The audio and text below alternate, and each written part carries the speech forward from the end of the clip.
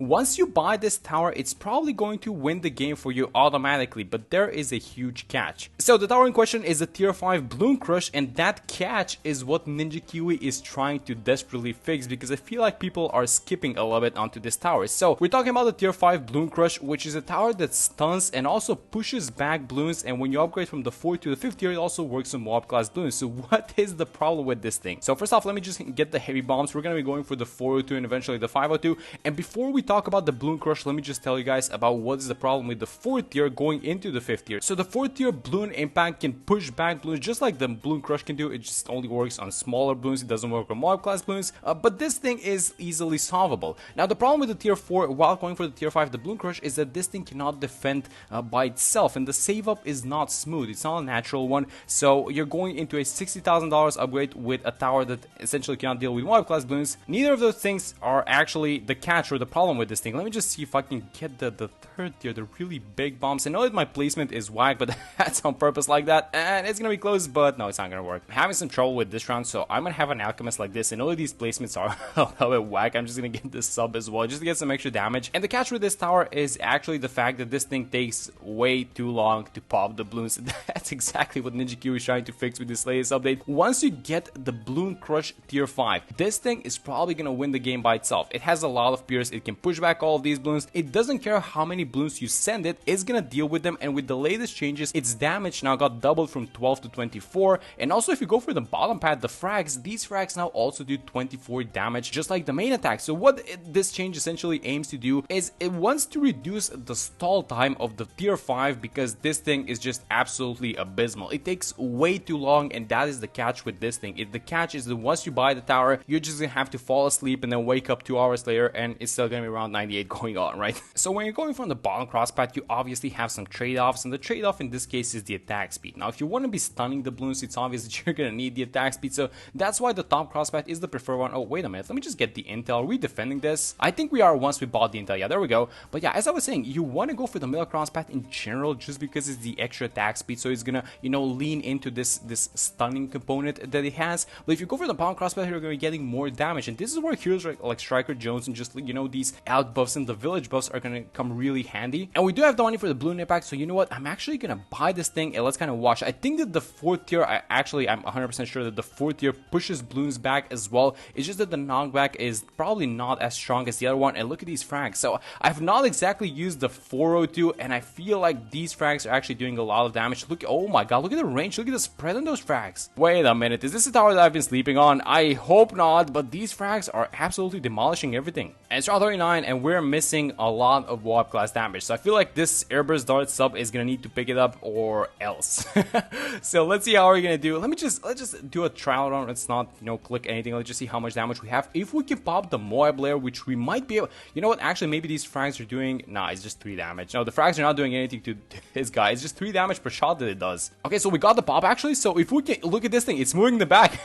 It's moving the back a little bit, and we actually do get the job done. And by the way, this placement is not an accident. So this, I know that it's kind of a weird placement, and you would rather probably have it like here inside the circle where Azalea is. But the thing with this placement is that this thing is gonna start pushing back mob class balloons by a lot. So if it attacks here, then the pushback is gonna come like probably to here, to this side, and hopefully they're still gonna be in the range of Azalea. That's at least what I'm banking on. So that's why we have this placement. And let's just fix the camel problem and actually just get the village. So once you buy the 5th tier, actually one of the things that this can do is it can pop black balloons. So it's not something that you have to worry about, nor you need Striker Jones, which is really nice. But again, this is $60,000, so this is gonna be a very long time until we can afford this thing. So let me just buy, you know, these usual buffing towers. I'm gonna give this thing the primary training. It's gonna give it a little bit of extra range. We don't want to give it too much range, because if it starts attacking like here, then it's just gonna keep pushing back these mob class balloons so far back, and it's just, you know, that's the catch that I'm talking about. This game is gonna take way too long. It's gonna be like 2 hours. And I feel like this is where you can actually see the lack of attack speed when you go for the frag bombs. So these frags are going to have to do a lot of heavy lifting, especially for the tier 5,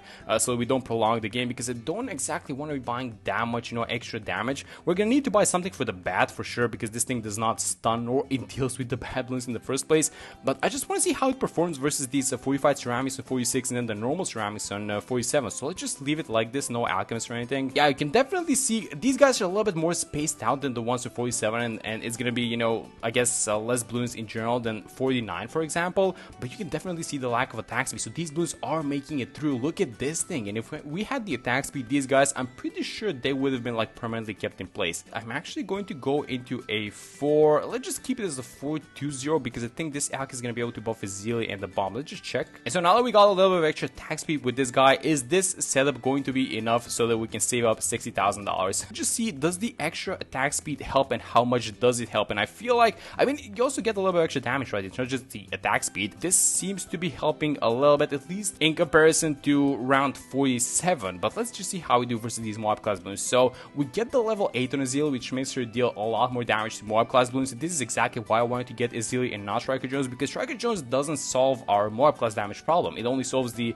you know, the attack speed and maybe, you know, the radius problem, the range problem. So if it's like these mobs incoming one by one, then we seem to be handling them pretty well. This is going to be around 54. It's a little bit more denser than usual. It's got a bunch of ceramics and mobs beneath it. And this might be the one that actually overwhelms it. And I feel like it does overwhelm it actually a little bit, but it can see the balloons up top as well, so I'm not exactly worried about these rounds. I'm just kind of making, you know, these mental notes of how this tower works and what I should be doing differently while using it. And I feel like so far it's just missing attack speed, right? I mean, if this thing has a little bit more attack speed, it's just gonna keep and pop all these guys in just like one spot, right? Yeah, so if 2 mobs are not gonna overwhelm it, then we're probably gonna be fine. And it's look like it's not overwhelming. It's just, so far it's so good, although I gotta say I'm not exactly that impressed by these frags. I feel like they can be a little bit stronger. I mean, are they doing something that I'm missing? Because I feel like the majority of the work is just getting done by this thing stunning them. It does 4 layers of damage and then it just is Azili in the DPS, right? Let's just use this thing, the regrow blocker, just for a second. I mean, I know that we have a regrow blocker like this, but in case these frags, you know, just kind of fly out and do some things they're not supposed to be doing, and so far so good. It's only 2 mobs, 45 mobs. Let's see how we do. This is gonna be our first 45 mobs. It doesn't matter. It really does way too much damage to these guys, but I feel like if a round with 45 mobs bothers us, it's gonna be the next one. It's gonna be 64, but before 64 we have to deal with 63. So this is where this Bloon impact, I was gonna say the Bloon Crush, but the Bloon impact is supposed to be shining, and I really want to see these frags in action. So are we gonna be able to deal with them? The attack, you can, oh my god, you can definitely feel the attack speed, right? Is this gonna be enough? I'm gonna need these frags to work overtime, and maybe there's gonna be some RNG involved because there are gonna be some black zebras which these guys cannot pop. So yeah, there's a little bit of RNG involved definitely in this thing, but that was wave number 2. This is wave number 3 currently getting stunned. A bunch of zebras. Okay, this might be a little bit problematic, is it? I don't know, the balloons are coming from the top side and we seem to, yes, we seem to have taken care of it. Okay, so even though with this inferior placement, I feel like if we had the bomb like here towards the left side where it's supposed to be, this would have gone a little bit better, but yeah, we defend this, so that's the only thing that matters actually. Let me move Azili to first, by the way, so that she targets, because if you have her selling strong, she targets the 45s instead of the normal Moabs. So yeah, this round, as predicted, is definitely going to be an issue. Okay, so let's actually move Azili to first, so that the Moab Hex targets the first Moab class balloon and not the strongest one, because if you have it the strongest, it's going to target the 45 ones, which, you know, makes sense, but that's not what we want to have happen right now. And I'm just mashing this button. I clicked the ability, it affected this one, it's on the first one, and yeah, that's probably going to be it for this round. Yeah, there we go. Okay, so this is a huge round. This round has a bunch of balloons. It's not only rainbows, but beneath them there are camo regrow white balloons actually. So the RB on this round when it comes to, you know, the small balloons is huge, and this might be a round in which we're getting overwhelmed, or are we? I feel like these guys are not getting past, if they're not getting past this bomb like right here, that's probably going to be fine. Some of them are making it up top, you know, above the sub, but I feel like this should be, yeah, there we go. So that's the small balloons, and then 4 Moabs. Oh, wait a minute, did I speak too soon? No, a pink balloon actually leaked. You know what's great about BT6 is that you can do the exact same thing, and sometimes it's not going to work, but sometimes for some reason, if you do the exact same thing and you don't change anything, it's just magically gonna work. And that was round 17, by the way. Okay, so what if I use the Moab Hex as early as possible? I know that this is like a little bit, there's still a lot of balloons left in this round, so I want to use the Moab Hex a little bit earlier so that we don't have to deal with the small balloons coming out of it. Now let's see if this is going to be enough, if we eliminate enough of the RB so that we can actually deal with the small balloons, and it seems to be working. I don't want to jinx it. The Moab Hex ability is coming, but do we want to take this, or do we want to restart? I think we're going, yeah, let's risk it. Let's just take it. Let's see what we do for 75. Actually, you know what? The ability cooldown is not even that bad, but we probably need to do something about this Azili. So I'm gonna have her on first. I'm gonna move her to strong. I'm gonna use the Moab Hex, and then I'm gonna move her back to first because below these BFBs there are gonna be 45 Moabs. So we want to deal with the 45 Moabs, and then the Moab Hex is gonna destroy the first BFB by itself. And even though we're kinda doing our thing, see, this is the problem. There are 3 BFBs stacked on top of each other here, and then 3 at the back. So I feel like this one might not be enough. I mean, maybe we can do something about these balloons. Oh my god, is this gonna happen actually? So the good thing is that these balloons are popping separately, and this is actually not even that bad. Maybe we can get away with this round somehow. Okay, so what if we buy a tower that's actually gonna be useful later on? And I'm talking about the NG. So let's have an overclock NG. We're gonna spend a lot of money, but rounds like 70, well, not 75, but 77, maybe even 78, they make a lot of money. So I feel like we just need to survive, guys. We just need to deal with these rounds, and that's pretty much it. So I'm gonna overclock. I'm actually gonna overclock this guy because we seem to be popping the Moab class balloons, but we have an issue with the small ones. And because this guy is the cleanup, the bomb is essentially the balloon impact is the cleanup versus the small balloons, I feel like overclocking him is gonna be a good idea. I'm gonna use the Moab Hex onto the bottom ones, and maybe that wasn't the choice, but I feel like this overclock is doing its thing. Yeah, there we go. That's all we need to do. We just need an overclock, and let's use the reroll blocker from Azili for this round. And I feel like we might have this. Does the overclock still? The overclock is not running. Let me just overclock this thing. Oh my god, so many rerolls. Please just don't reroll. Tell me this is gonna be it. Yes. Oh, wait a minute. This run is still alive, guys. Let's go. Let me see if we're dealing with these huge ceramic waves in 78, because this is gonna be like miles ahead of 76 and 63. So this thing is getting overclocked. We're gonna need some good frags. I'm gonna need the frags to prove that they're worthy right now, and they're not proving. We're gonna need to do something about this one. Okay, so what if we do it like this? Let's buy the plutonium reactor, which is gonna be about $3,000. And I know that I don't want to be spending, money on things that are not gonna be doing anything in the long run. And so in free play, this thing is not gonna be doing anything. But if it helps us beat this, which it did, that's very good. Okay, so it did help us beat this round. Okay, so using the Moab Hex onto the ZMG, and this is round 81 is probably gonna be the key round, because if we beat this thing, we probably have the Bloon Crush. I feel like this round makes about $5,000 if I remember correctly. So the money is gonna be there, but we need to beat this entire round, and this is free play. And so if we didn't buy the overclock and the plutonium reactor, or just the overclock, actually, we would have had the money, but that's not how BD6 works. So there's always a catch, guys. You know how it works. And yeah, we're gonna need the Moab Hex as soon as possible. So I'm spamming the ability. Yes, we got them while they're still BFBs. That's really good. You want to catch them while they're BFBs and not Moabs, because it's just gonna take time. It's just gonna have to bounce between these small Moabs.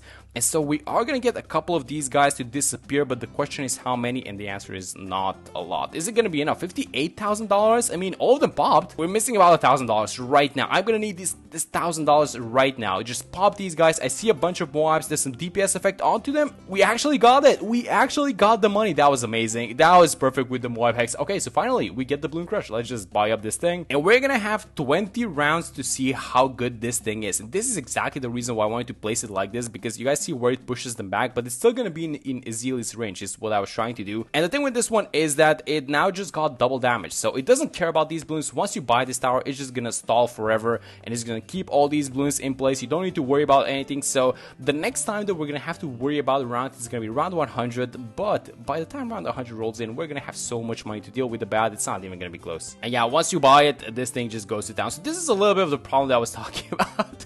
So look at what's happening. It's round 85, and this thing is just going to be getting stunned and pushed back into oblivion. And the reason why it got extra damage is this thing right here. So they wanted to give it a little bit of extra damage so these things don't last as long. I brought Azili, so I'm gonna use the Moab Hex actually. Again, a bunch of ZMGs, and it's not like we're gonna lose to these guys or anything like that. It's just that stalling them is gonna take so long. So I'm just gonna use the Moab Hex, and let's just get these rounds over with as fast as possible. So it's round 89, and this thing's Pierce is 60. And so I'm saying that because once we move into the 90s, we're gonna have a lot more RB and a lot more balloons incoming in a single round. So the Pierce might get overloaded, but the fact that you can just get this thing a little bit of extra attack speed means that even if balloons pass you by, it's still just gonna attack so fast. It's just gonna keep pushing them back, which is one of the, it's not a new thing, but it's fairly new, I would say, this pushback that they gave the Bloon Crush. But we're gonna have DTs for the first time. It doesn't care about DTs. It's just gonna keep stunning them in place. It's just gonna keep pushing them back, and I think that this is gonna be the story for 95 as well. And so even though it permanently stuns and pushes Moab class balloons back, it does have an issue with the small balloons. This is where the frag and the damage bonus need to come in, and I feel like they are coming in, and I feel like they are doing their part of the job. But let's see how we do versus these huge amounts of BFB. That's like so many BFBs piece in there, and I don't think we care. I don't think this tower cares. Like, I'm just letting this thing play. I'm not clicking any of his Ezreal abilities. It's just winning by itself. This is the thing, guys. This is the auto-win tower. More DDTs, we do not care, I don't think, about these guys. Yeah, there we go. They just keep getting stunned. And, you know, I was kind of thinking, this is on, you know, quote-unquote, an auto-win tower. So once you buy it, it's going to stall these balloons forever and it's going to win by itself. So I was kind of thinking, what are some other towers that work similarly to this one? And I came up with the Wizard Lord Phoenix and the Bez, actually, as the first things that popped into my head, which are about the same price. This thing is 62,000 and the Wizard Lord Phoenix is 54. But I guess what makes the Bloon Crush different from those guys is that the save up is actually a lot more natural. It's a lot easier onto those towers. For example, if you want to buy the Bez, you're going to go through the bats. You're going to go to the Bloon Area Denial system. And so this thing, the bats, is actually a very solid tier 4. It's a fast attacking tower. It micros itself. It works well with an alchemist and everything like that. And it deals with all types of balloons. And the same goes for this thing, the Summon Phoenix, which you actually get, you know, double attacks. If you guys have been paying attention to these patch notes, it has double attacks. It's shooting so many fireballs. It works really nicely with an alchemist, and you also get an ability. So, you know, I feel like transitioning from the tier 4 into the tier 5 is a lot easier for those towers, for example, as opposed to the Bloon Crush, but it's 95. So let's see how we do on 95. I didn't even, you know, catch a glimpse of 94, and wait just a minute. I'm gonna need these frags to go to town right now. We just got the overclock, so let me get the overclock. We are popping the balloons up top, and this is what it needs. It needs attack speed, guys. The frags, you know, they're nice and they probably do a decent amount of damage, but I feel like you still want to go for the melee crossbow on this thing, right? Just because of the stall aspect. 96 might overwhelm it. I still don't want to be clicking any Ezreal buttons because this is kind of a Bloon Crush showcase. And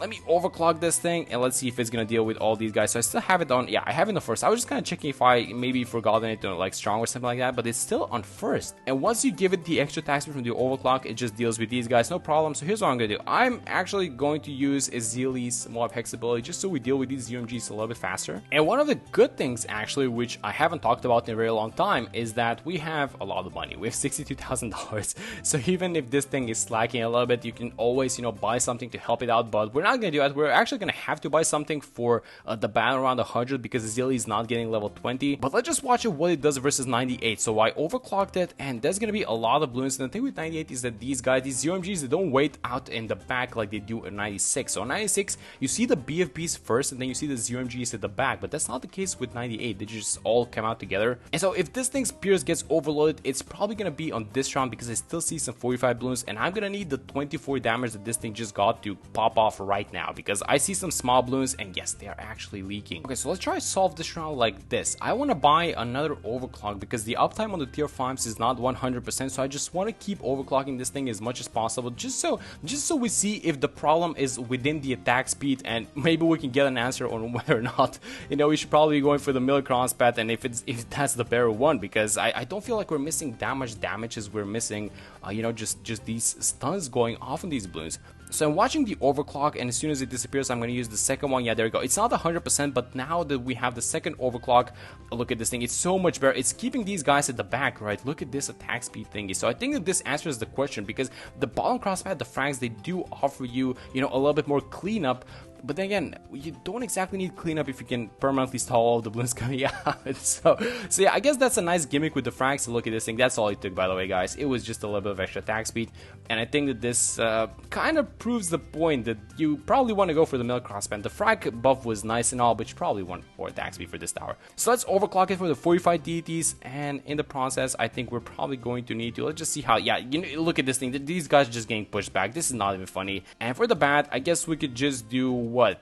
I mean, there's a cheaper way to do this for sure, but I'm going to get 3 first strikes. So these guys are going to come off cooldown. I think they are. Yes, so let's use all 3 of these first strikes that we just got. So bang, bang, and that's going to be the bad layer. And so we're still going to be left with UMG. So I'm going to overclock this thing. And actually, you know what? I should probably use Ezreal's level 10 ability. So let's just do it like this. And there we go. So that was the new Bloon Crush, 24 damage and 24 damage onto the frags. You know what? It's nice to have a little bit of extra cleanup, which is going to help in turn by, you know, you not getting the attack speed. But I still do think that the middle crosspath is a little bit better just because it goes, you know, along with the theme of what this tower does, and that just stun and push balloons back. But that's going to be it for this one. Hope you guys enjoyed the video, and I'm going to see you on the next one.